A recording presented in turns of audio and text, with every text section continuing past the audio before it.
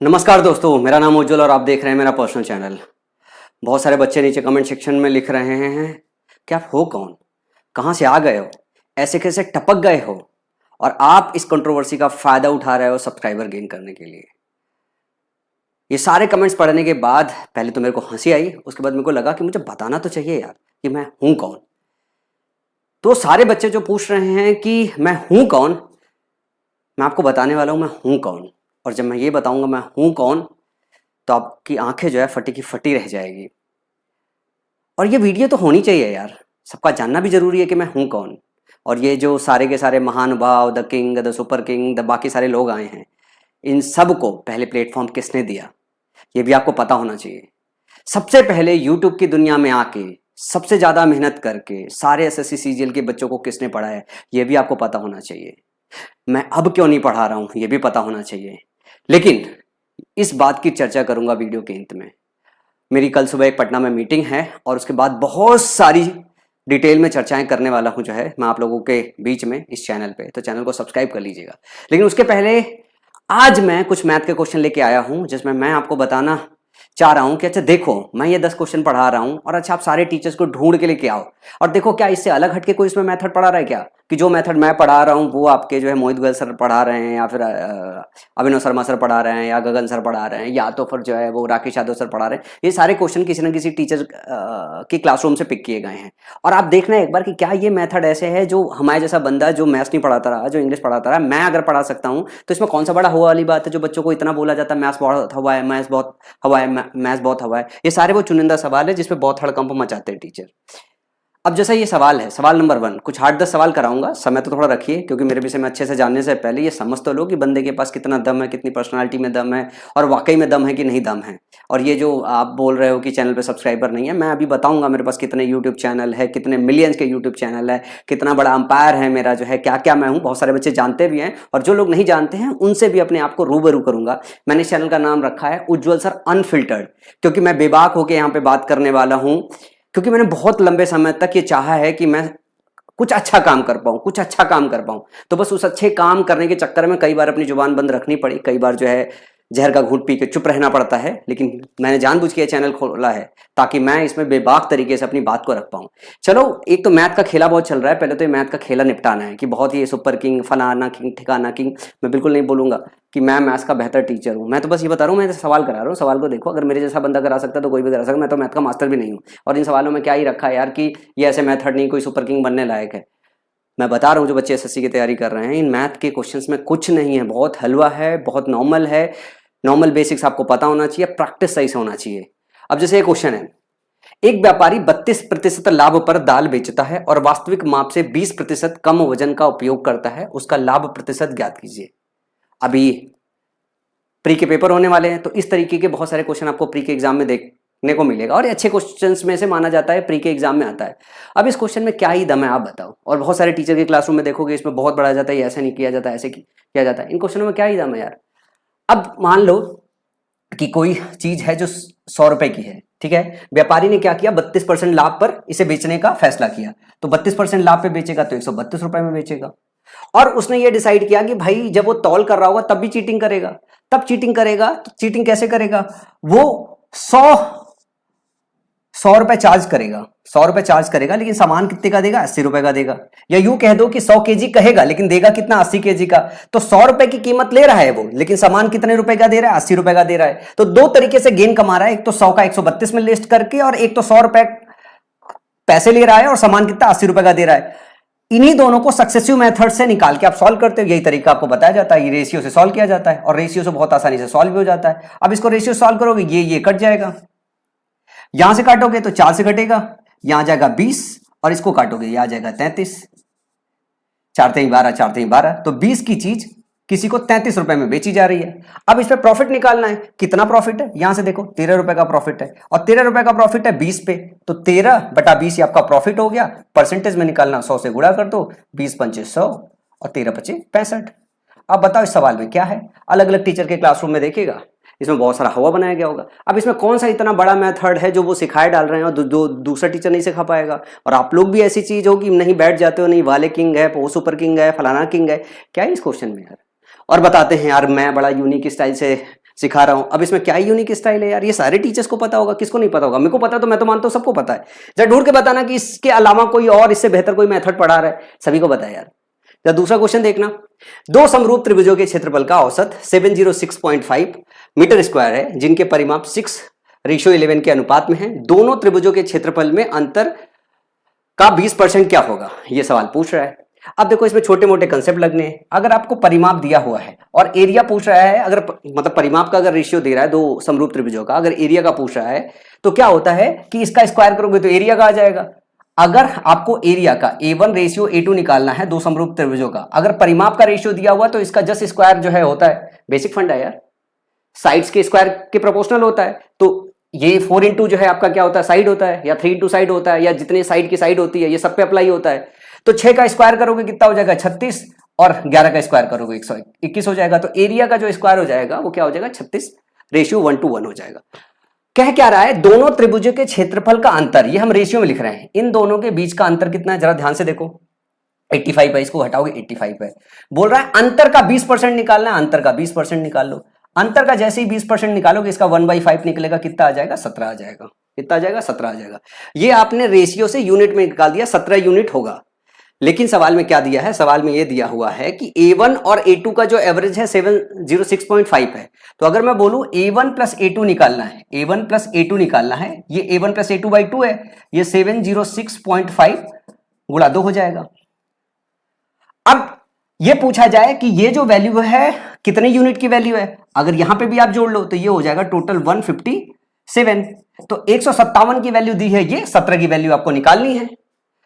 एक तो आप इसमें क्या काम करो, समझदारी वाली बात है, 157 से जो है इसमें भाग दो, फिर 17 से गुणा कर लो, या यूं समझ लो कि जो भी होगा वो 17 का मल्टीपल होगा, क्योंकि 157 17 का मल्टीपल है नहीं।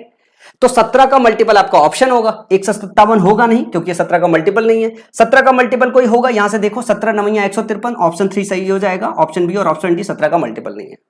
इतना ही तो है। इसमें थोड़ी सी प्रैक्टिस अच्छी हो जाती है, थोड़ी सी प्रैक्टिस अच्छी हो जाती है तो आपको इतनी समझ बिल्ड हो जाती है कि आपको ये भी निकालने की जरूरत नहीं है। आपको तो खाली ये देखना था कि अगर आपने यूनिट में 17 यूनिट निकाल लिया तो जो भी आपका ऑप्शन आएगा वो 17 का मल्टीपल आएगा। ये तो मैंने समझाने के लिए बताया, और ये निकालने की भी जरूरत नहीं है। 17 का मल्टीपल ढूंढते ऑप्शन सी आपको मिल जाता। अब क्या कोई टीचर इससे ज्यादा सरल तरीका बता रहा है? इससे छोटा तरीका हो ही नहीं सकता। और कौन कह रहा है टीचरों को ये पता नहीं है? लगभग सभी टीचरों को पता होगा। मैं तो नया नया बंदा पढ़ा रहा हूं आज आपको। जरा ध्यान से देखो, अगला सवाल है, विश्वविद्यालय में 750 संकाय केवल पुरुष और महिला हैं, जिनमें 60% महिलाएं हैं। महिलाओं की औसत ऊंचाई 162 सेंटीमीटर और पुरुषों की 168 सेंटीमीटर है। विश्वविद्यालय के संकाय की औसत ऊंचाई ज्ञात कीजिए। अंग्रेजी में पढ़ दूं एक बार। The university has 750 faculty, male and female only, out of which the females are 60%. The average height of the females is 162 centimetre and that of males is 168 centimetre. What is the average height in centimetre of the faculty of the university? अब देखो 750 लोग हैं, ये जो 750 number है ना, इसकी कोई नीड ही नहीं है। सब रेशियो खेलना है, सब रेशियो खोलना है। इस 750 नंबर का कोई यूज केस ही नहीं है। अब तो खाली आप ये निकाल लो, टोटल जो महिलाएं हैं वो 60% है। 60% का मतलब हो गया 3/5। 5 अगर टोटल लोग हैं तो 3 कितनी है, महिलाएं हैं। इसका मतलब पुरुष कितने होंगे? जो फीमेल है वो 3 है। अगर हम रेशियो में बात करें, यूनिट में बात करें, तो मेल कितने हैं, वो 2 हैं। फीमेल जो है 3 हो गई, मेल जो है 2 हो गए। टोटल कितने हो गए? टोटल आपके 5 हो गए। तो सवाल ये कह रहा है कि जो फीमेल की हाइट है वो 162 है, जो फीमेल की हाइट है 162 है, जो मेल की हाइट है वो 168 है। 168 है। 168 को आप 162 कर लो, प्लस आप इसके साथ 6 कर लो। अब जब आपको एवरेज आउट करना है तो आप क्या काम करोगे? आप सही मायने में तो ये करोगे, 162 गुणे 3, 162 गुणे 3 प्लस 168 गुणे 2 अपान 5, ये करोगे तो आपका एवरेज निकल के आ जाएगा सभी का। लेकिन ये करने की जरूरत ही नहीं, आप इसको इस तरीके से देखना सीख लो। 162 है, इसमें से 162 प्लस 6 कर लो, 2 लोग हैं। तो अगर 2 को हम ये देखें तो ये 3 का 162 है, ये 2 का 162 है। तो जब डिस्ट्रीब्यूशन देखोगे, जब डेविएशन देखोगे, तो सिर्फ इस 6 का डेविएशन हो रहा है जो बाकी सब में 5 में डिस्ट्रीब्यूट होगा। तो आप क्या करो, 6 दूनी 12 और ये 5 में डिस्ट्रीब्यूट करना है, मतलब 2.4 सभी में डिस्ट्रीब्यूट होना है। तो एवरेज जो है वो 162 प्लस 2.4 होगा। तो 162 प्लस 2.4, अब देखो 164.4 आ गया। ये कौन से ऑप्शन में दिया हुआ है? ये ऑप्शन में दिया हुआ है ए, ऑप्शन ए सही हो जाएगा। अब इन सवालों में क्या है, थोड़ी सी प्रैक्टिस ही तो है। थोड़ी सी तो प्रैक्टिस ही है। मैंने इसकी बेसिक्स आपको नहीं पढ़ाई, आपने हमसे नहीं पढ़ी, पर किसी टीचर से तो पढ़ी होगी। पर इन सवालों में क्या है, बुद्धि भर के सवाल है, थोड़ी सी प्रैक्टिस की नीड है। क्या आपने एवरेज निकालने के मेथड नहीं पढ़े? पढ़े तो होंगे ना। आपको क्या पता है कि इस नंबर का कोई यूज केस नहीं है? अगर आपने ये पढ़ा ही नहीं है, मतलब चैप्टर ही नहीं पढ़ा आपने तमीज से, और कोई ऐसा इतना बड़ा टीचर नहीं है कि ये मेथड, यार हर छोटे छोटे यूट्यूबर्स यार ये वाले मेथड पढ़ा के बैठे हुए। ये मैं इसलिए बोल रहा हूँ ना, ये क्वेश्चन मैंने सारे आपके वो माई बाप वाले टीचरों से निकाले हैं। इसके बाद ये क्वेश्चन देखो, ये क्वेश्चन है A B is parallel to D C in a trapezium ABCD. It is given that AB greater than DC and the diagonals AC and BD intersect at O. If AO is equal to 3x minus 15, OB is equal to x plus 9, OC is equal to x minus 5 and OD is equal to 5, and x has two values x1 and x2, then x square plus x square x1 square plus x square की value निकालिए। देखो यार मैं आपको figure draw करके बताता हूँ question. ये कुछ ऐसा दिया हुआ ट्रेपेजियम, बस ट्रेपेजियम की अगर प्रॉपर्टी पता है तो इस क्वेश्चन में कुछ नहीं है, सिंपल कैलकुलेशन है। ट्रेपेजियम की अगर प्रॉपर्टी नहीं पता है तो फिर बड़ी दिक्कत है। क्या बोल रहा है कि जो AB है वो DC से बड़ा है, ABCD हो गया। अब बोल रहा है ये डायगोनल इंटरसेक्ट करते हैं O पे। तो इसकी यार एक बहुत छोटी सी प्रॉपर्टी होती है, ये छोटी सी प्रॉपर्टी अगर नहीं याद है तो कोई लोग याद कर लो। क्या? इन दोनों साइड का जो गुणनफल होता है, इन दोनों साइड का जो गुणनफल होता है इन दोनों साइड के गुणनफल के बराबर होता है। अगर इतनी बात पता है तो इस क्वेश्चन में कुछ नहीं दिया हुआ है, क्योंकि इसकी वैल्यू दी हुई है, मान लो ये 1 है नंबर में साइड में, ये 2 है, ये 3 है, ये 4 है। तो प्रॉपर्टी क्या होती है, 1 into 2 is equal to 3 into 4। Question में क्या है, क्वेश्चन में 1 2 3 4 की वैल्यू दी हुई है, 1 2 3 4 की वैल्यू दी हुई है। अब 1 की वैल्यू अगर हम बात करें, मतलब एओ की वैल्यू दी है 3x, इसकी वैल्यू दी हुई है 3x माइनस 15। मैं यहां लिख देता हूं 3x माइनस 15।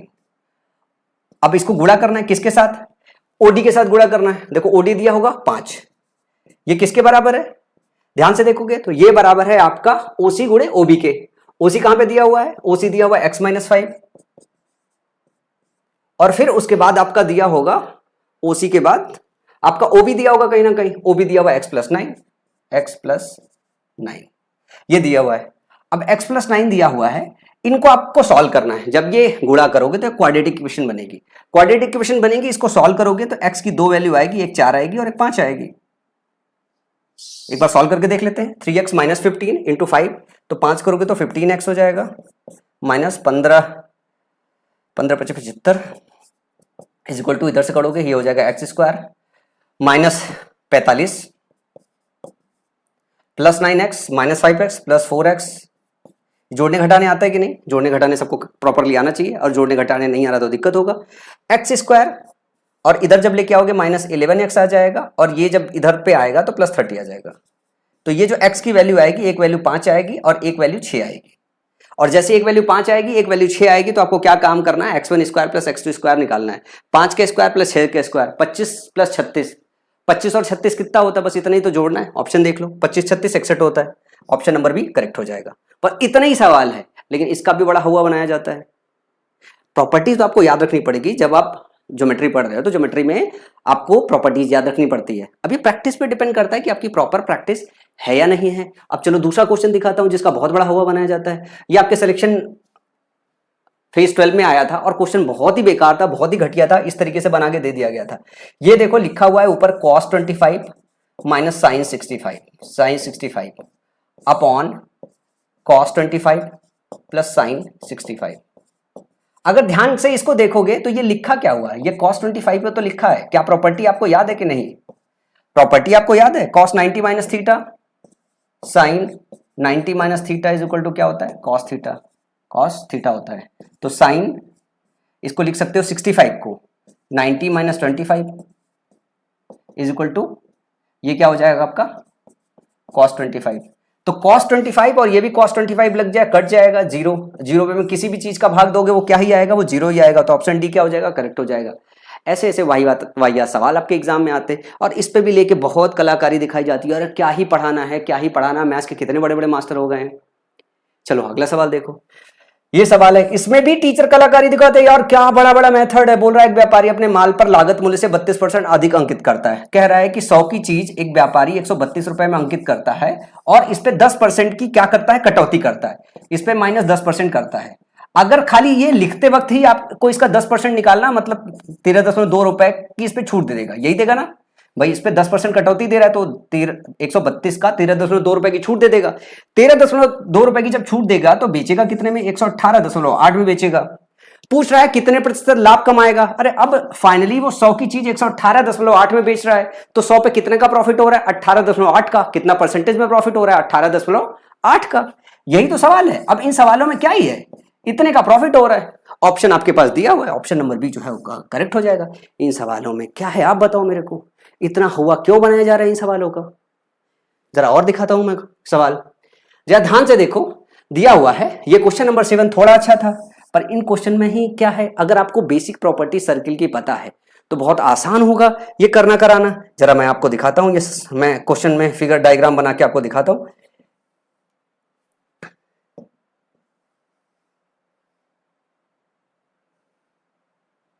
तो सर्किल है, इक्वली बना दिया लगभग लगभग।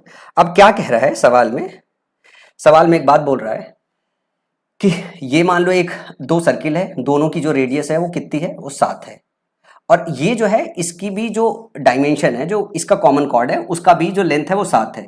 ये आपका 7 है, ये 7 है और ये वाला भी 7 है। अगर मैं इसको ऐसे कर दूं ये भी 7 हो जाएगा, ये भी रेडियस हो जाएगा, ये भी 7 हो जाएगा। जरा इस वाले सेक्शन को देखो, जरा इस वाले अंदर मैं मान लो नाम दे दूं ए, इसको बी दे दूं और इसको ओ दे दूं। ये वाला सेक्शन जरा ध्यान से देखना, ये वाला सेक्शन, ये वाला हुआ, और इसमें ये वाला सेक्शन देखना, जिसमें मैं अगर कलर भरूं तो कुछ कलर ये भर दूं। ये देखना जरा ध्यान से, ये वाला कलर इसमें ध्यान से देखना, ये वाला सेक्शन है, ये वाला सेक्शन है। अगर जो पूछा है वो इसका पूरे का एरिया पूछा है, तो जितना इधर है उतना इधर है, क्योंकि सब सिमेट्री में है। जितना इधर है उतना इधर है, सब सिमेट्री में है।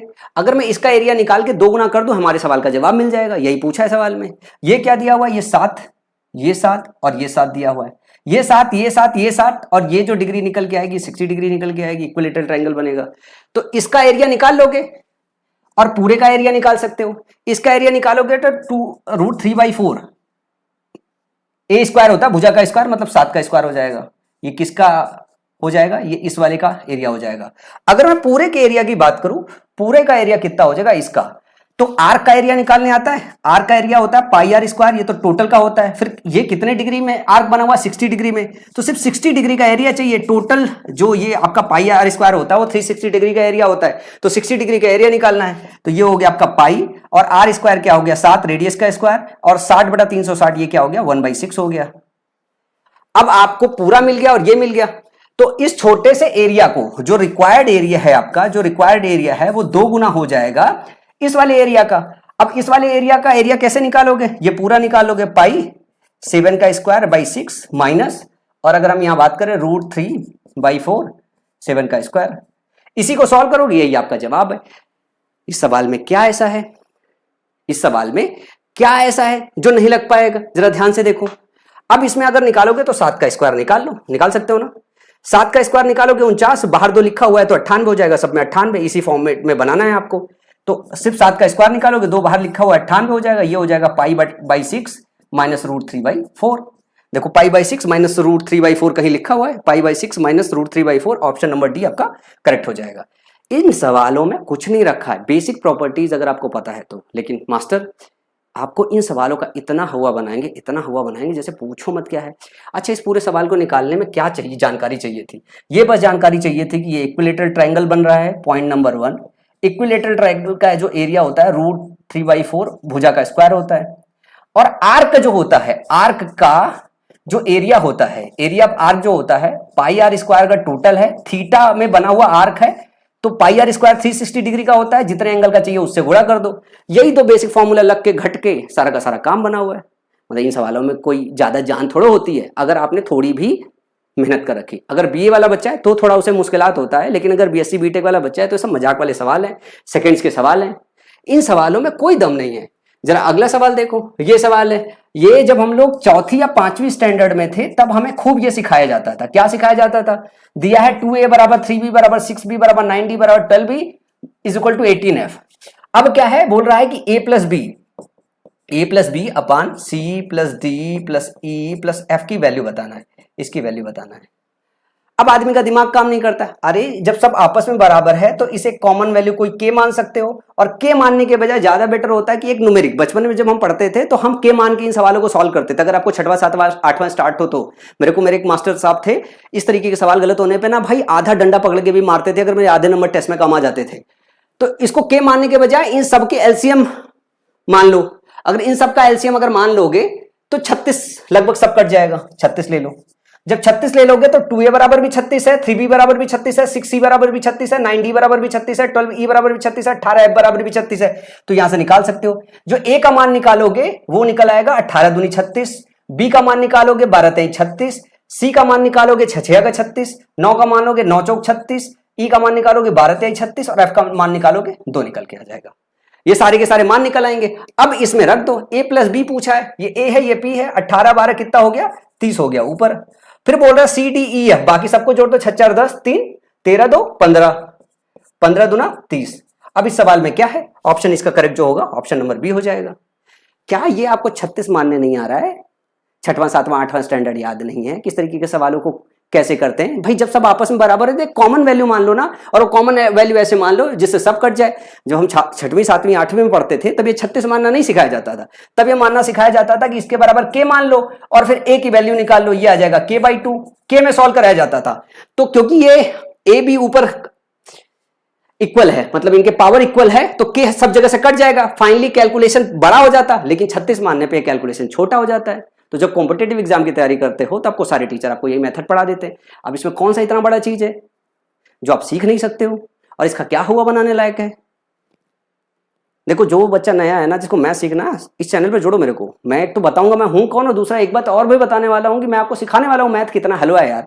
अननेसेसरी लोगों ने इसका इतना वो बखान कर रखा है। अब जैसे ये क्वेश्चन है, क्वेश्चन नंबर 9, ये थोड़ा क्वेश्चन अच्छा है। ये आपके IBACIO के एग्जाम में आया था, क्वेश्चन थोड़ा सा अच्छा है। टाइम एंड वर्क का क्वेश्चन है, थोड़ा सा ब्रेन लगाना है, ज्यादा ब्रेन भी नहीं लगाना है। क्या बोल रहा है, ए और बी मिलकर एक निश्चित कार्य को 54 दिनों में पूरा करते हैं। ए प्लस बी किसी कार्य को 54 दिनों में पूरा करते हैं। ध्यान से देखना, वे 12 दिनों तक एक साथ काम करते हैं। शेष कार्य ए बी और सी द्वारा मिलकर 28 दिनों में पूरा किया जाता है। ए प्लस बी जो काम करते हैं वो 12 दिनों तक काम करते हैं। मैं मान लेता हूं टोटल जो वर्क है वो 54 यूनिट ही है। ये मेरा अपना स्टाइल है इसलिए मैं बता रहा हूं, बहुत आसान भी है अगर आपकी प्रैक्टिस सही है तो। ए प्लस बी जो है 54 यूनिट काम है, और ए प्लस बी ने 12 दिनों तक काम किया, तो मतलब 12 यूनिट काम खत्म कर लिया। अब कितना यूनिट काम बचा हुआ है? 42 यूनिट काम बचा हुआ है। अब 42 यूनिट काम बचा हुआ है, और ए प्लस बी की इफिशियंसी हमने कितनी मान ली कि वो एक दिन में 1 यूनिट काम कर रहे हैं। तो ए प्लस बी की अगर हम इफिशियंसी की बात कर रहे हैं तो हमने क्या मांगी, वो 1 यूनिट है। ए प्लस बी की इफिशियंसी की बात करें। अब बोल रहा है कि ए प्लस बी प्लस सी द्वारा बचा हुआ काम 28 दिनों में कंप्लीट हो जाता है। ए प्लस बी प्लस सी बचा हुआ काम, बचा हुआ कितना 42, वो 28 दिन में कंप्लीट कर लेते तो एक दिन में कितना काम करेंगे?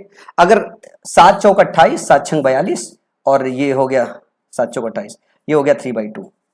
तो आप अगर देखोगे तो a प्लस बी प्लस सी की जो इफिशियंसी आएगी वो 3/2 आ जाएगी। अब आपको a प्लस बी की इफिशियंसी पता है, a प्लस बी की इफिशियंसी हमने एक मानी ली थी, तो c की इफिशियंसी उस रेस्पेक्ट में कितनी हो जाएगी? 1/2 हो जाएगी। सवाल में एक बात यह दिया है, यदि b द्वारा 6 दिनों में किया गया कार्य c द्वारा 9 दिनों में किए गए कार्य के बराबर है। मतलब b और c के अगर कार्य लिया गया जो टाइम है 6:9 के रेशियो में है, अगर b 6 दिन लेता है तो c 9 दिन लेता है। अगर मैं ये कहूं ये इसके वर्क का रेशियो है, इफिशियंसी का रेशियो जस्ट इसके उल्टा होता है। अगर b और c के इफिशियंसी का रेशियो देखें, ये काटोगे 2 हो जाएगा, ये 3 हो जाएगा, तो इनका जो इफिशियंसी का रेशियो होगा 3:2 हो जाएगा, 3:2 हो जाएगा। अब हमने c की इफिशियंसी 1/2 ले ली है। इसका मतलब है c की इफिशियंसी को आपको बस ये देखना है, c की इफिशियंसी एक्चुअली 1/2 है। c की इफिशियंसी एक्चुअली 1/2 है, तो b की इफिशियंसी क्या होगी? जब c की इफिशियंसी 2 है तो b की इफिशियंसी 3 है। जब c की इफिशियंसी 1 होगी तो ये 3/2 होगी। जब ये 1/2 होगी तो ये 3/कितना हो जाएगा? 4 हो जाएगा। किसकी? b की इफिशियंसी। तो ये b की इफिशियंसी आपने निकाल दी, 3/4 हो गया। b की इफिशियंसी आपको पता चल गया है, तो a प्लस बी की इफिशियंसी, a प्लस बी की इफिशियंसी जो है वो 1 है, b की 3/4 है, तो a की कितनी हो जाएगी? निकाल लो, = 1। a की जो हो जाएगी 1/4 हो जाएगी। अब देखो टोटल जो काम माना था वो आपने 54 मारा था, और पूछ क्या रहा है? पूछ रहा है कि 2/3 कार्य को करने में कितना समय लगेगा। 2/3 कार्य की अगर मैं बात करूं तो 54 का जो 2/3 काम होगा 2/3 हो जाएगा, और उसके बाद इसकी जो इफिशियंसी है 1/4 है, 1 मल्टीप्लाइड बाई 4। आप इसको सॉल्व करोगे तो 3 एक कम 3 3 8 24, 18 गुणे 2 गुणे 4, सवाल का जवाब आ जाएगा आपके 144। इनको मल्टीप्लाई करोगे तो ये सवाल बहुत मतलब थोड़ा सा कैलकुलेशन लगने वाला था, लेकिन अगर आपकी प्रैक्टिस है तो बहुत तेजी से आप इसको एग्जाम में क्वेश्चन सॉल्व कर सकते हो। मतलब कुछ एक क्वेश्चन होते हैं जिसमें आपको सब कुछ आता रहता है प्रोसेस, पर थोड़ा बहुत समय आपके एग्जाम में लग जाता है क्योंकि उसमें स्टेप्स थोड़े से ज्यादा होते हैं। यही वो तरीका है जिससे बहुत आसानी से, क्योंकि मैं समझा रहा हूं, अगर मेरे को खुद करना होता तो 20-25 सेकंड में क्वेश्चन को निपटा देता, लेकिन आपको समझाना भी है और समझाने के बाद ये भी बताना ना मेरे को मैथ्स पढ़ाने आती है। पढ़ाऊंगा मैं, अब पढ़ाऊंगा मैथ। इसके बाद बात करूं, एक और क्वेश्चन है आज का। एक क्वेश्चन आया था ये tan square alpha minus sec alpha is equal to 19, तो कॉस अल्फा का मान बताना है। अब tan स्क्वायर अल्फा की अगर बात करें तो tan स्क्वायर अल्फा जो है प्लस सेक स्क्वायर अल्फा जो है इज इक्वल टू 1 होता है। तो sec square alpha minus 1 minus sec alpha की वैल्यू 19 दिया है। और ये क्या है, सिंपल आपका यार इक्वेशन है, आप इसको सॉल्व कर लो। Sec square alpha minus sec alpha minus 20 is equal to 0। अब यहां से निकालोगे तो सेक अल्फा की वैल्यू जो है एक हो जाएगा -5 और इसके दो रूट बनेंगे, एक बनेगा +5, एक बनेगा -4। और ध्यान से देखो क्वेश्चन में दिया हुआ है कि if A is an acute angle, अगर ए एक्यूट एंगल है तो सेक अल्फा का मान -4 हो ही नहीं सकता है क्योंकि फर्स्ट कोऑर्डिनेट में होता है, और अगर फर्स्ट कोऑर्डिनेट में है इसका मतलब है कि उसकी जो वैल्यू होती है वो पॉजिटिव होती है। तो -4 इसकी वैल्यू होगी नहीं सेक अल्फा की। सेक अल्फा की जो वैल्यू आएगी वो आएगी 5। जब सेक अल्फा की वैल्यू 5 आएगी तो कॉस अल्फा जो होगा इसका जस्ट उल्टा हो जाएगा, 1/5 हो जाएगा। ये ग्रुप डी में क्वेश्चन आया था और इसका सही जवाब हो जाएगा बी। ये सारे के सारे क्वेश्चन अलग अलग टीचर की क्लास से लिया गया है, क्योंकि अभी प्री का समय चल रहा है। मैं और अच्छी क्वालिटी वाले क्वेश्चन के भद्दे नहीं बना रहा हूँ। अभी मैं वो सारे क्वेश्चन लेके आऊंगा यार, आपको ये बताऊंगा यार मैथ बहुत ही आसान है। अगर आप तमीज से तैयारी करो, तमीज से पढ़ाई करो, सीक्वेंस से पढ़ाई करो, तो मैथ से ज़्यादा आसान कोई सब्जेक्ट नहीं है। इंग्लिश उससे ज़्यादा डिफिकल्ट है, जीएस उससे ज़्यादा डिफिकल्ट है यार। इसमें 100% स्कोर बनाया जा सकता है, रीजनिंग में 100% स्कोर बनाया जा सकता है और बहुत कम मेहनत में बहुत अच्छा स्कोर किया जा सकता है। अच्छा, मैंने आपको बोला था वीडियो के अंत में मैं बताऊंगा मैं कौन हूँ। देखो मैं थोड़ा सा हिंट देता हूँ, मेरे पास तकरीबन 7 यूट्यूब चैनल है जिसमें 4-5 तो 1 मिलियन से ऊपर के चैनल है। एक बहुत बड़ा अंपायर है मेरा, बहुत बड़ा ऑफिस है मेरा। कभी रूबरू कराऊंगा, लेकिन आज के दिन में नहीं कराऊंगा क्योंकि मेरी मीटिंग है पटना में। और मैंने डिसाइड किया है कि अगर आपको जानना है मेरे को नीचे कमेंट सेक्शन बताओ किस किस को मेरे विषय में जानना है, मेरा एक्चुअल सच जानना है, मैं कौन हूँ और इतना जोर से चिल्ला क्यों रहा हूँ, और मैं इतना धड़ल्ले से सारे सवाल कैसे बता रहा हूँ, मेरा एजुकेशनल बैकग्राउंड क्या है, मैंने सीजीएल क्लियर किया है कि नहीं किया है। बहुत सारे ऐसे सवालों के जवाब हैं। अगर आपको जानना है तो नीचे कमेंट सेक्शन में लिखो, मैं उसके जवाब देता हूँ। और साथ में इस बार मैं मैथ्स पढ़ाऊंगा। मैं देखता हूँ कौन कौन से टीचर है, इतनी बखानबाजी चल रही है कि उन्हीं को मैथ्स आता है, दुनिया में और किसी को मैथ्स नहीं आता है। और इस तरीके की मतलब टुच्चे टुच्चे क्वेश्चन है जिसकी बात चल रही है कि मैथ्स बहुत बड़ा है, बहुत बड़ा है, ये मेथड है, वो मेथड है। कुछ नहीं, सब बेसिक मेथड है, बहुत सिंपल से मेथड है। अगर आपको भी ये सारी चीजें सीखना है तो चैनल को सब्सक्राइब करके बेल आइकन बटन को प्रेस करना बिल्कुल ना भूलिएगा। मिलते हैं परसों अगली वीडियो में जो है इसी चैनल पर।